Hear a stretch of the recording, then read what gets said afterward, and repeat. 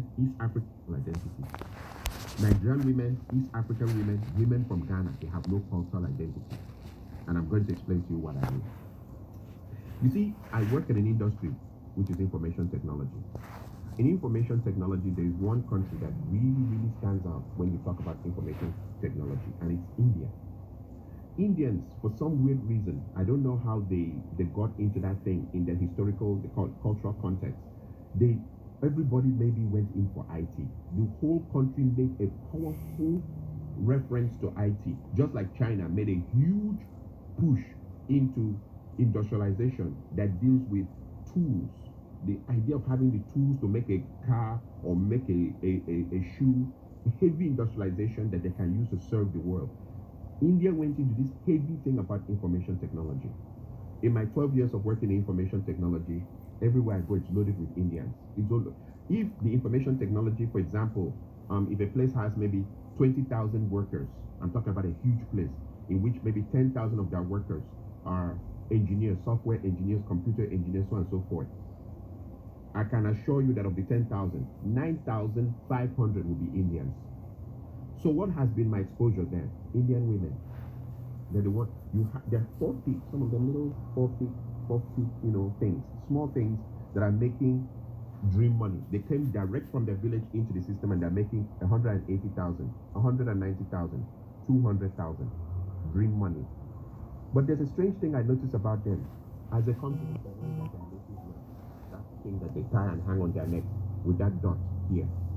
Another strange thing I've noticed about them is you will never, ever, for all my years, I stayed in the United States, I was born here. In all my years of staying here, you'll never hear the Indian women dragging their men to the American court system for divorce. It is our women that use the American court system to destroy our men. They bring the court in to help them destroy the men. You will never hear Indian women doing that thing.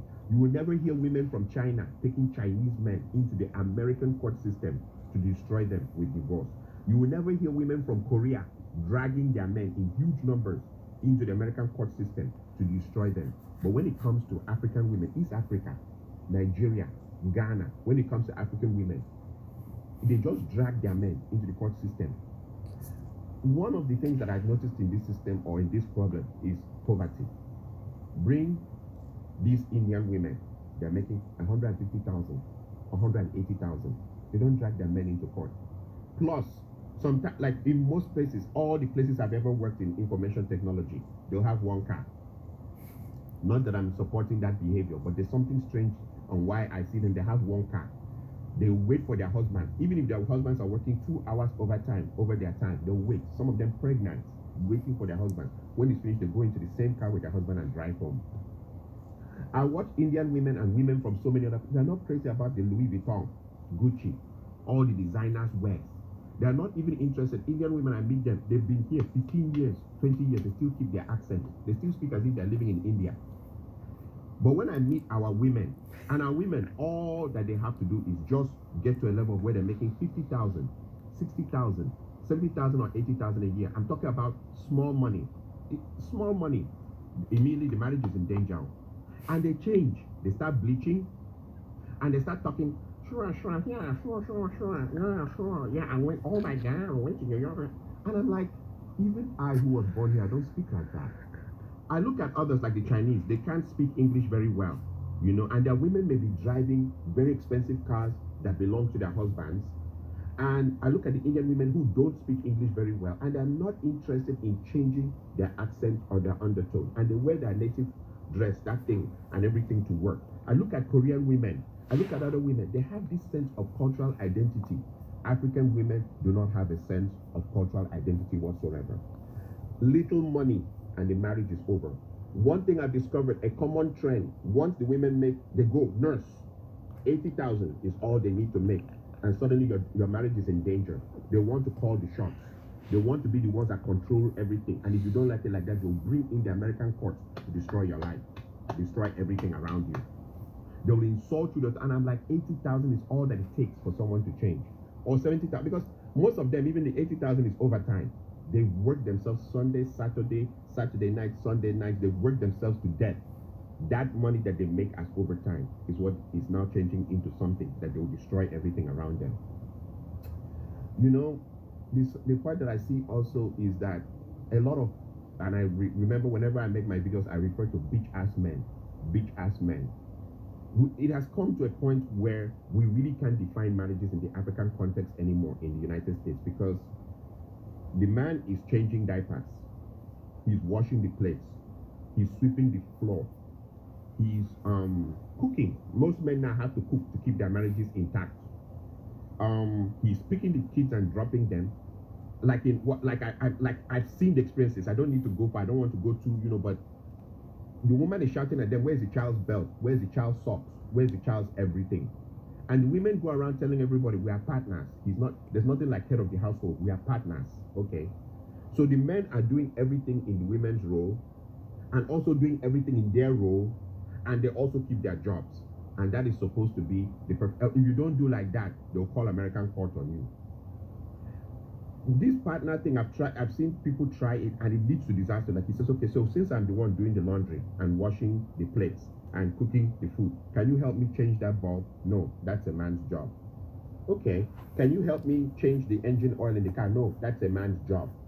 Okay, can you help me paint the other? No, it's a man's job. The women are quick to tell you what's a man's job, but you must do your job and do their job now, and do their job and keep your job also in the society, and come back and still, even there's no respect, you are supposed to be submissive, or the marriage ends on your head.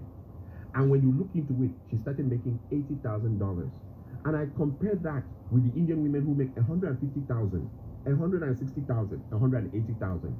And don't forget, this is India, where they kill. I mean, a woman just saying no to the husband, they start the honor killings. The men are not romantical; they're hardcore. They're very, very, they're very, very hardcore. The way they order their families about and their women about. They're not romantic. They're not taking their women to Dubai. They're not buying Louis Vuitton and expensive perfumes and undies for their women. They're not doing any of that. And when they come to work, they're smelling of turmeric and all those things that they put in their food. Their men don't spray. I mean, some of them, they come and I see the same jeans, the same shirt for years. But their women stick to them with the kind of money they're making. Even the Hispanic women, I look at them, their men are poor. I mean, they all cross from the desert now into this town. They cross from desert, enter this town. I've seen some real dirty, nasty Hispanic women with drop-dead, gorgeous Hispanic women. The women don't leave their men. The same story, we crossed from the desert, came here together, we're sticking together to the bloody end. But when it comes to African women, all they need is just make a little money, and they turn the marriage upside down. And there are bitch-ass men who will support that behavior.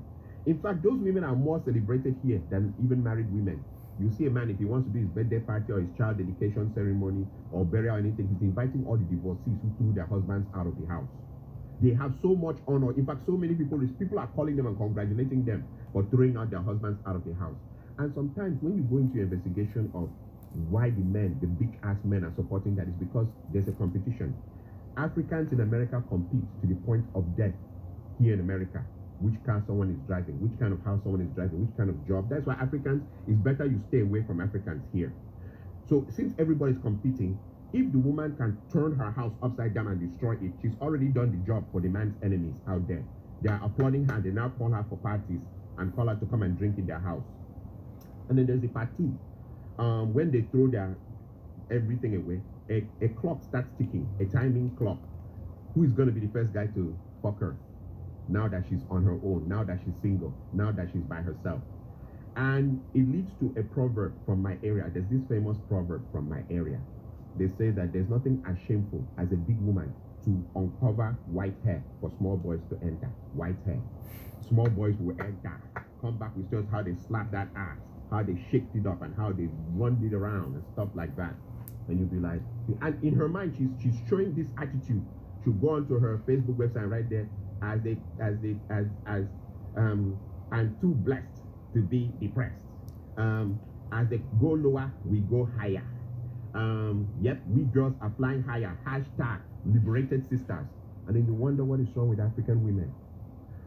Ghanaian community is the first community I've seen that fourth marriage, people fool. Fourth marriage. And if you put your ear to the ground, they're still blaming the men at the fourth marriage of the woman. She's married, the first one divorced, second one divorced, third one divorced, fourth marriage. They fool, they drink, they chop chicken, everything, and they're talking about how all the other three men, there's something wrong with them. that they were animals, that they were this and that. And you wonder, is it always the men that is the problem? Same with the East African women. They will divorce, 3 divorces, 4. Somehow, the story will be twisted. It's always the men's fault.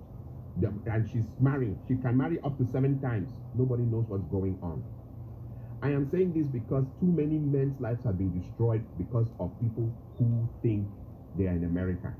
This America thing. Okay, I normally ask this simple question. What if a man became very rich and he had a house in America, and he had a house in Canada, and he had a house in Germany, and he had a house in Japan, he had houses all over the place? What happens then? Is it going to be that as you bring a Nigerian or a Ghanaian or an East African woman to your house in America, she acts American? Then when you cross her over to the house in Canada, she now acts like she's Canadian. And then when you cross her over to the house in Germany, she now acts like she's German. And then when you take her over to Japan, she now acts Japanese, Hong Kong, Kung Fu, Japanese Kung Fu, Shintokan, you know? What is it like? Do African women have cultural identity? Do they have any cultural identity? Do they have any loyalty in them as human beings?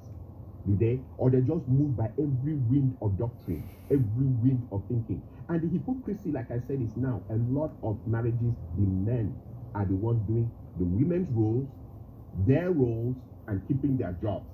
All that to keep a man. And you see the men still coming, they come out with a big agbada and turn it and throw it up and stand and say, hey, I want to thank my wonderful wife. I don't want a marriage for the sake of what it looks like in the public. I want to be happy about it inside in my life.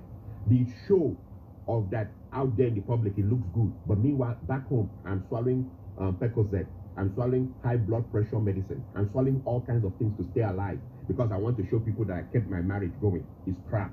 It's bullshit. And that's for bitch-ass men.